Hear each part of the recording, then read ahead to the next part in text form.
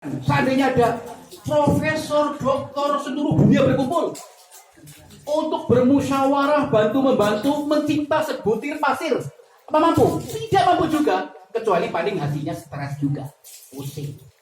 Ini kan bukti yang sangat telak kan? Pencipta jagat raya ini tidak mungkin diri kita, tidak mungkin makhluk. Kalau tidak mungkin makhluk, pasti Khalik. Siapa Khalik itu kalau bukan Allah Subhanahu wa Ta'ala? Kita mudah membuktikan. Beda dengan Tuhan-Tuhan yang lain, coba. Yang bukan Tuhannya Allah. Yang menuhankan Dewi Sri, coba. Kita tanya, hasilnya paling bingung. Kalau umat Islam suruh membuktikan Allah sebagai pencipta jagat raya, kan mudah sekali.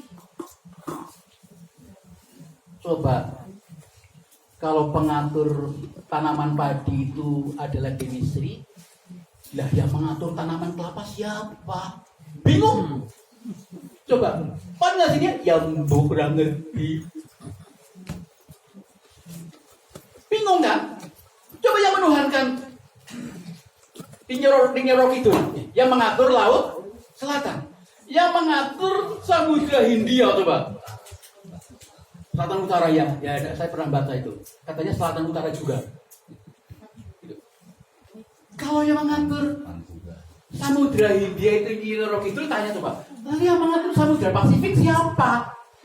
Yang bingung kan? Bingung, serba bingung. Itulah ketika di dunia model agama mereka, keyakinan mereka, kalau ditelusuri, kalau kita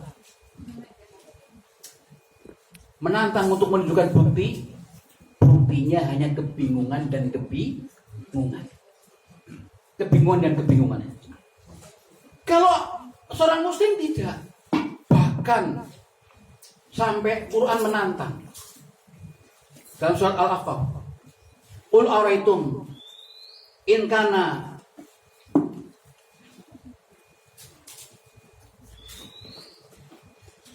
am lahum syirkun fis samawat ituni bi kitabim min qabli hadza aw atharatin min ilmin in kuntum shadiqin. Oke lah, bahkan Quran menantang. Kalau ada manusia yang meragukan pencipta bumi langit seisinya hanya Allah, masih berbicara tentang adanya kemungkinan pencipta selain Allah. Apa mungkin ya ada pencipta selain Allah? Itu ada seorang muslim jawab, ya mungkin gitu. Ini bukti betapa dia itu rapuh akidahnya, betapa rapuh imannya kepada Allah Subhanahu wa Ta'ala sebagai pencipta jagat raya. Coba sih, kita kan bisa survei pada tetangga, pada teman, pada orang yang lewat di jalan. Pak, apa mungkin ya ada pencipta bumi langit seisinya selain Allah? Kalau masalah mungkin saja, coba. Kan ngeri. Berarti dia itu ragu. Padahal keraguan itu menggugurkan iman. Oh mungkin saja. Oke. Kalau Anda mengatakan masih ada mungkin, ada kemungkinan pencipta selain Allah, Allah menantang, suruh membuktikan dua. Yang pertama, itu nih kita bimbing qabli hadza. Buktikan dalam kitab selain Quran min qabli, sebelum Quran diturunkan. Apa kitab Taurat, apa Injil, apa Zabur, apa berbagai suhuf yang diturunkan kepada Musa, Ibrahim dan lainnya. Apakah pernah ada di dalamnya ada ayat yang tertulis adanya pencipta bumi langit selain Allah? Tidak mungkin, tidak mampu. Yang kedua, kalau kamu tidak mampu itu aw atharatin min ilmin in kuntum shadiqin. Oke lah, kalau kamu tidak mampu ya menunjukkan bukti adanya ayat dalam Zabur, Taurat, Injil dan suhuf itu adanya berita tentang adanya pencipta selain Allah. Oke, tidak apa-apa. Tunjukkan satu saja. Kalau kamu masih bicara ada kemungkinan pencipta selain Allah, itu apa? Tunjukkan adanya khot, adanya asar, adanya tulisan di belahan bumi yang manapun yang tertulis dan bisa dibaca. Ada pencipta bumi langit seisinya selain Allah. Min qabli hadza, sebelum Quran diturunkan dong. Kalau setelah Quran diturunkan bisa jadi ada orang kafir baca ayat ini, tiba-tiba bikin tulisan yang besar di sebuah hutan apa? Ada pencipta selain Allah. Kalau sesudah ini loh, tantangannya Allah apa? Sebelum Quran diturunkan gitu, karena Allah ngerti tidak mungkin ada di belahan bumi yang manapun adanya tulisan yang bisa dibaca yang berbunyi ada pencipta bumi langit selain Allah. Paham ya Bu? Alhamdulillah ya. Kenapa nggih? Nah gitu. Jadi keyakinan umat Islam ini adalah iman umat Islam, akidah umat Islam, tauhid umat Islam itu tauhid yang prima. Keyakinan yang betul-betul yakin, mungkin, kuat. Karena didukung oleh dalil-dalil fakta-fakta kebenaran bahwa Allah itu sang pencipta jagat raya ini. Ini yang pertama. Ya. Kemudian yang kedua, ada seorang ateis ya, ragu. Sudah diberi pengetahuan tentang kepastian pencipta bumi langit hanya Allah. Yang kedua, terus masih ada problem yang menggelayut dalam otak mereka orang-orang ateis yang diwakili oleh miliaran manusia ini orang ateis. Ya. Oke, memang pencipta bumi langit Allah. Namun masalahnya Allah ini kan tidak kelihatan. Ini yang saya nukil ya, pernah saya sampaikan di majelis ini pula. Yang terkenal ini kisahnya Imam Abu Hanifah ya, yang terkenal beliau itu cerdas, sering mengajarkan tauhid dengan akal yang sehat saja sudah kena, sudah mengena ya. Tuh. Masalahnya Allah tidak kelihatan, jadi bagaimana mungkin saya akan meyakini bahwa sang pencipta jagat raya itu Allah Subhanahu wa Ta'ala, sementara Allah itu sendiri tidak bisa dilihat dengan mata kepala. Wahai Abu Hanifah, kalau kamu bisa membuktikan bahwa Allah itu tidak kelihatan namun ada, benar-benar ada, saya akan masuk Islam. Langsung apa? Maka Imam Abu Hanifah langsung menampar wajah orang itu. Sakit enggak? Sakit. Sakit kelihatan apa enggak? Ya enggak. Kamu percaya ada sakit enggak? Percaya, ya udah. Percaya adanya sakit, sakitnya enggak kelihatan. Langsung dia masuk Islam. Langsung mau, memang seorang ateis yang jujur sedang mencari kebenaran. Langsung masuk Islam. Oke. Berarti kamu sudah bisa buktikan bahwa suatu yang tidak kelihatan bisa ada. Bisa ada. Seperti rasa sakit tadi ditampar, pahit, getir, kecut, udara, jiwa, nyawa, ya, panas, dingin. Allah memberi contoh-contoh makhluk yang tidak bisa dilihat dengan kasat mata. Namun dasar ateis memang dalam otaknya itu ada sejuta problem tentang akidah, sehingga mereka tidak mau percayakan Allah sebagai pencipta jagat raya. Oke, ya Abu Hanifah, memang Allah, oke, kalau tidak kelihatan sudah pecahkan.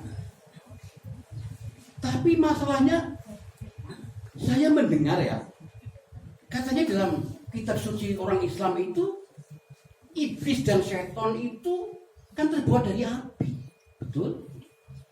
Lah, iblis dan setan katanya mau disiksa di neraka, di api. Loh, api kok bertemu dengan api? Ya klop, ya senang, ya nggak tersiksa nanti ya. Dasar Abu Hanifah ya, nggak pikir panjang, nggak pakai dalil, nggak pakai Quran dan Sunnah. Belum maksudnya loh. Karena ini orang itu pakai akal, jangan pakai akal juga. Tampar lagi, pak. Loh, kamu kenapain saya terus? Loh, katanya minta bukti. Ini bukti bahwa iblis dan setan disiksa di api juga sakit, sengsara. Pak, tempeleng wajahnya. Tempeleng, sakit nggak? Ya sakit. Lah ini bertemu, kalau kata kamu api, kalau dengan api bertemu tidak akan menyakitkan, tidak akan menyengsarakan, tidak akan tersiksa. Nah ini daging bertemu daging, sama daging dan daging. Kamu sakit nggak? Ya, sakit karena daging digunakan untuk menghukum, untuk menampar, memukul, menghancurkan. Jadi iblis dan setan aja dihancurkan dengan api di neraka. Percaya enggak sekarang? Masya Allah, percaya sudah. Api bisa menyiksa api, sebagaimana daging bisa menyiksa daging, air bisa menyiksa air. Bisa. Oh, Abah Hanifah, tapi saya belum juga clear ini. Oke, saya masih pusing ini. Masih ada iskal. Masih ada problem dalam otak saya. Apa? Oke. Ya, iblis, setan disiksa di api tetap sengsara. Tetap tersiksa, saya sudah percaya. Oke, sudah percaya. Namun saya mendengar juga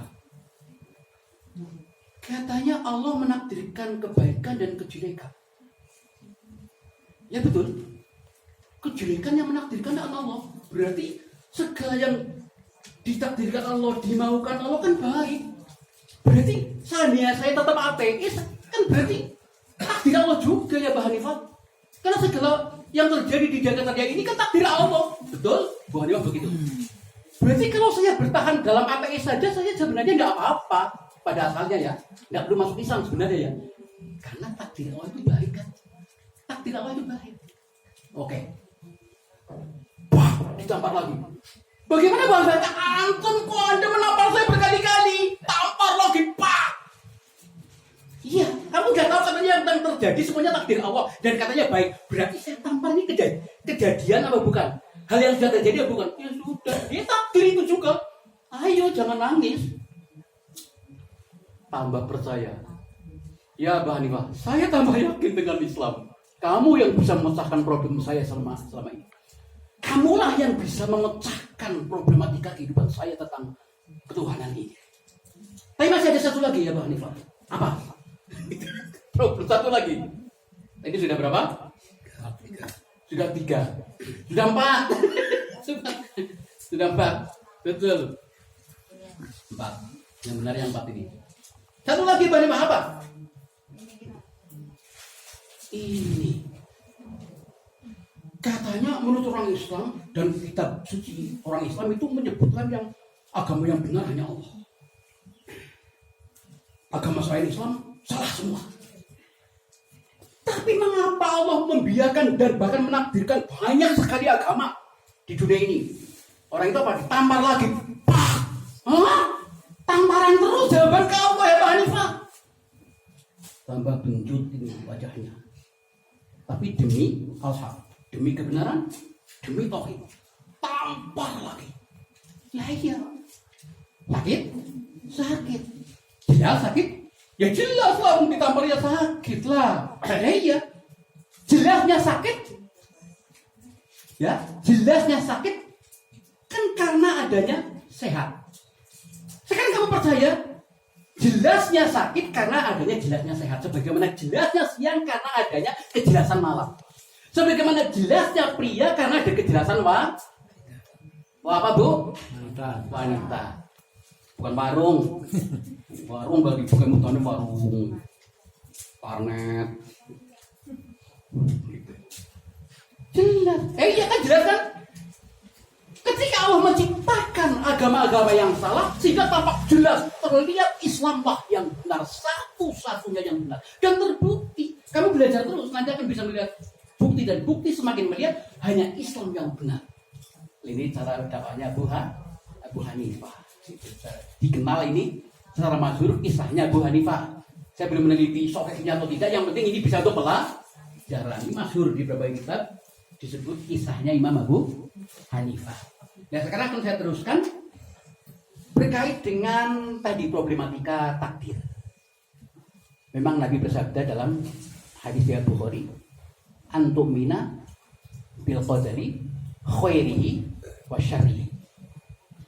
Kita wajib beriman kepada takdir, baik takdir yang baik maupun takdir yang jelek. Ya, kalau kita beriman kepada takdir yang baik, oh ini umat Islam no problem. Di seluruh dunia, di seluruh jagat kaum muslimin sepakat mudah mengimani takdir yang baik. Sepakat mudah, tidak ada perselisihan. Yang jadi masalah ketika Allah menakdirkan kejelekan. Nah ini yang jadi masalah sehingga memunculkan 3 kelompok umat Islam. Yang kedua, 2 kelompok sesat, yang satu kelompok yang lurus. dengan sebab takdir jelek ini. Ya. Saya katakan sesat karena sejak zaman Nabi sampai hari ini, sampai hari kiamat, para ulama dan umat Islam sepakat menyatakan ini kelompok-kelompok sesat. Jadi enak kan? Pak Sodikun ngajine gampang nyesat-nyesat wong. Bukan, ini Nabi dan sejak Nabi dan para sahabat sudah ada. Dua kelompok adalah kelompok Qadariyah dan Jabriyah. Kelompok Qadariyah dan Jabriyah.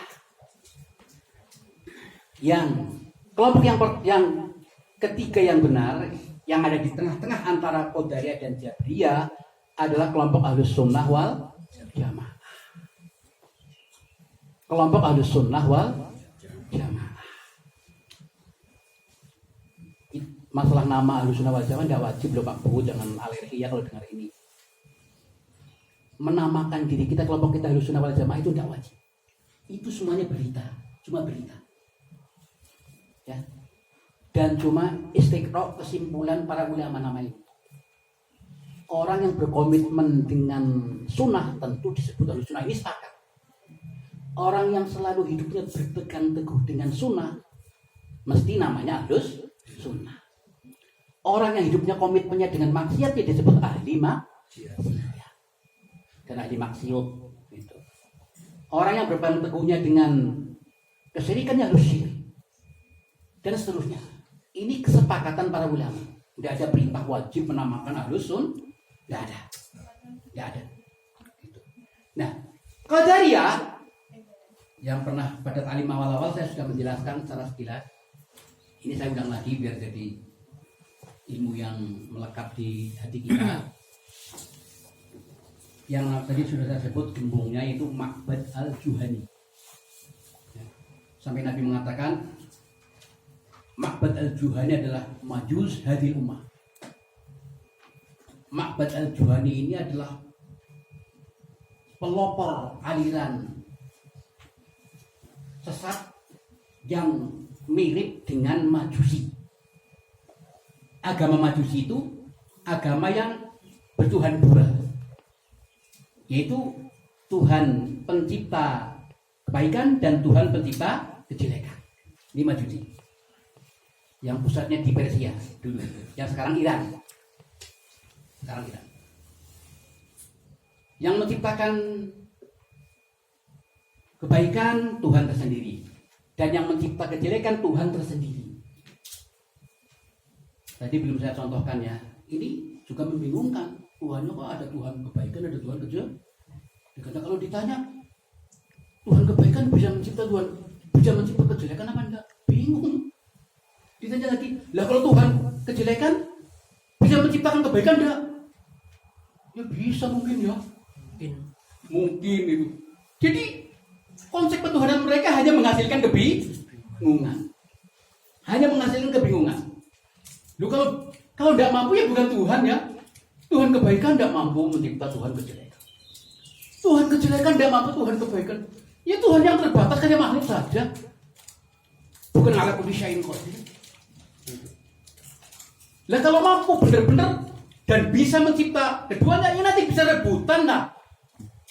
Tuhan kebaikan ikut mencipta kejelekan. Tuhan kejelekan ikut mencipta kebaikan. Ributnya kayak apa itu kalau Tuhan lebih dari satu? Ya, Ma'bad al-Juhani juga begitu. Gara-gara dia pusing memikirkan takdir, Allah menakdirkan kekafiran. Tapi ketika hambanya milih jalan kafir, itu juga takdirnya Allah. Tapi nanti Allah yang menakdirkan, malah Allah yang menghukum sendiri di neraka.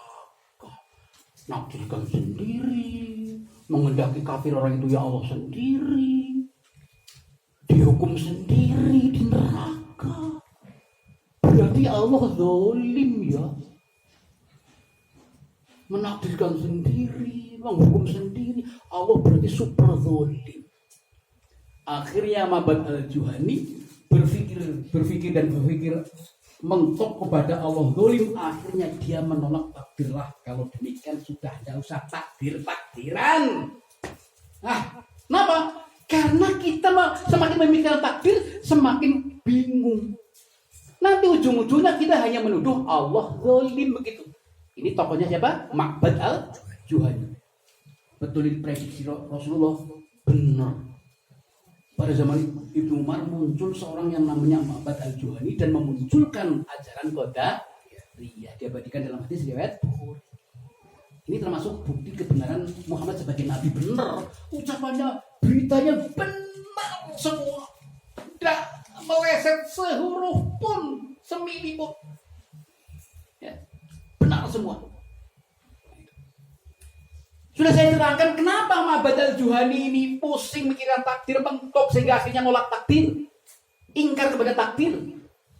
Gitu.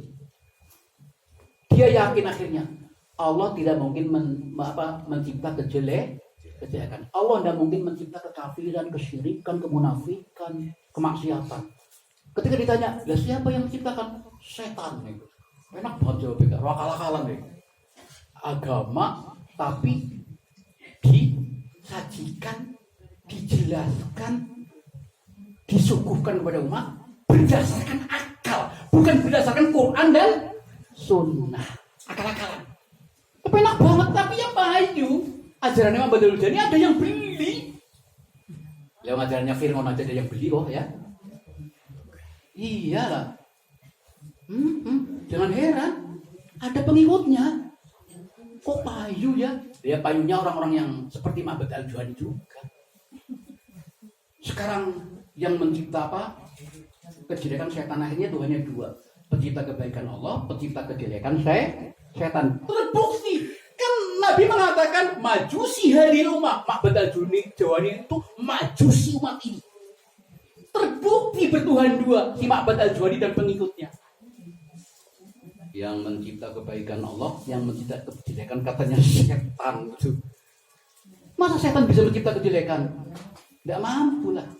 Tidak mampu. Singkat cerita, apa? Si Ma'bad al-Juhani ini kenapa jadi sesat? Karena belajar Islam hanya sepotong-sepotong. Juz'iyah parsial. Ini penting.